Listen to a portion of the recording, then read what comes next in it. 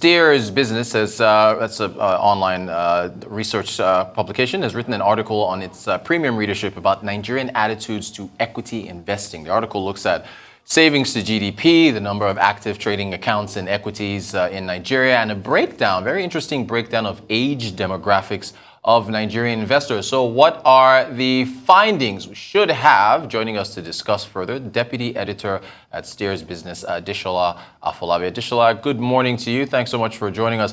How do we, based on your article, how do we describe, I guess, Nigeria's investment appetite for equities? Hi, Rotis. Good morning, and thank you for having me. Right. Well, straight to your question, I believe the simple answer is it's not very healthy. And we have evidence to, show this. For example, in the second quarter of this year, we had just about 500,000 investors in the equities market. And when you compare that to what, other markets are doing, that's pretty low. You have, examples of America's market where you have tens of millions of, Americans investing in their equities market. And when you also look at the demography, you see that they are pretty young people that, want to take advantage of the investment returns in the equities market. So when you compare that, you see that the appetite is pretty low for equities in the market, and there are reasons for this. I also wanted to ask you, there's a chart I want to display here, a very interesting age breakdown of who exactly is investing in equities. Can you take us through this? It's interesting here from your article. Oh, yeah. So it's pretty intuitive. So when you look at the title, you see how more than 50% of investors on the stock market are, pretty aged. So the average age of investors in the market is 60 years old. And even the DG of the SEC mentioned that sometime last year. So you find that the number of young people that should be taking advantage of, investment returns, or should be taking advantage of the equities market, because it's naturally equities market are usually high risk, high return markets.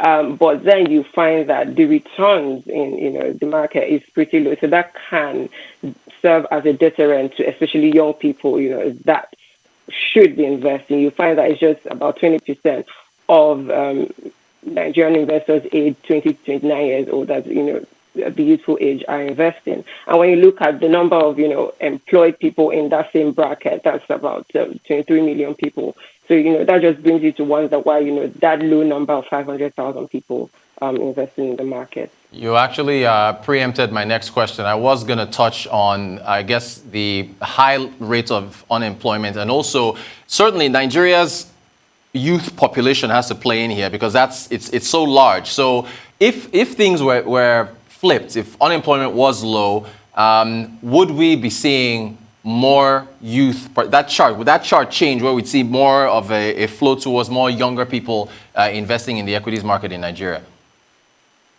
Well, it could, if the returns, for example, are, pretty high. So even if you look a bit further into the article, you find that one of the reasons that I really drilled into was the investment returns in the equities market. So like you said, if we have employment rate that is pretty, is much higher, and then we have, more youth that are, in jobs, we could have, more of them playing in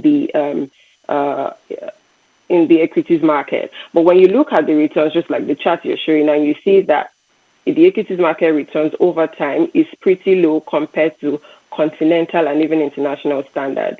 You see Nigeria has returned about 61% in terms of equities in the last, and that's between 2013 to date. And when you look at countries like Kenya, countries like Egypt, you're seeing things like over 100%. And then when you look at, the American market, for example, the S&P 500, you see, over 200% return. So when you look at that investment returns, it's one of the things investors look at, one of the things even young investors look at to decide that, do they want to put their money in the equities market? Will they get significant returns when they do?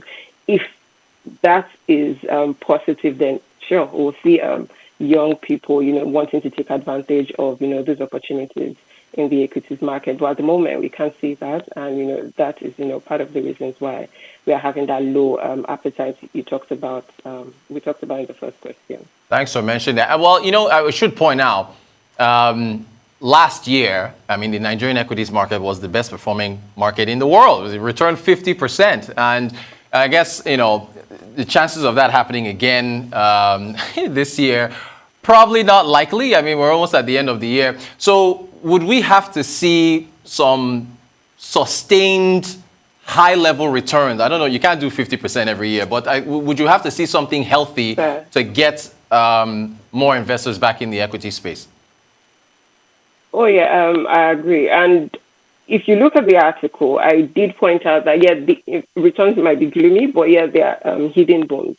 And one thing we need to look at is which, companies or which listed firms can give us, these boons. One of these sectors I pointed out was, the telecom sector.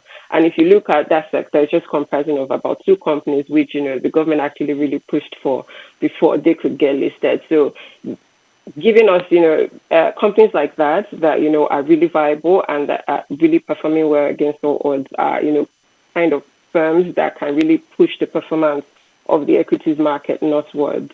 Some of the reasons why, most of these market and some of the listed firms don't perform, as profitable or are not as attractive as they should be are they just boil down to basic macroeconomic indicators that are not performing well. So, for example, I also mentioned how the consumer goods sector is one of the sectors that has even, had a negative return over time, about -6%.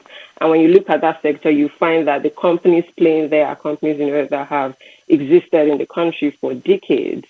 However, they are facing challenges like insecurity. You find that some of them, they are distributors, are having to lock up shop just because, the insecurity challenges are rising. And that, impacts on profits, that impacts on, the returns that some of these firms can even give out to investors at the end of the day. And then there are also regulatory headwinds. For example, the same consumer goods industry, they complain of, lack of forex to access, raw materials to be able to provide or produce this products that they sell in a way that is cheaper and much more affordable for people to buy, for the profits to keep rolling in, and, for those returns to reflect on, investors' portfolio. So, some of these things are things we need to, begin to take a keen look at and see how, these performances can begin to improve and reflect positively on the equities market to be able to attract more people, to put in their money and invest. All right, we've only got a couple of months to go. Well, a couple of months to go for the year and only a minute to go on the show. How do you see the outlook for the market, though, as we close out the year? Well, to be honest, you've hinted the look. It's really gloomy. It's just like we can't give up hope.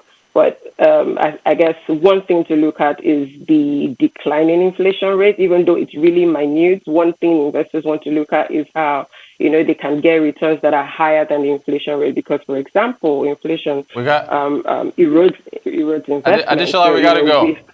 We've run out of time. I'm going to have you back. Well, great stuff. Deputy Editor at Stears Business, Adesola Afolabi, thanks so much for talking about the equity returns.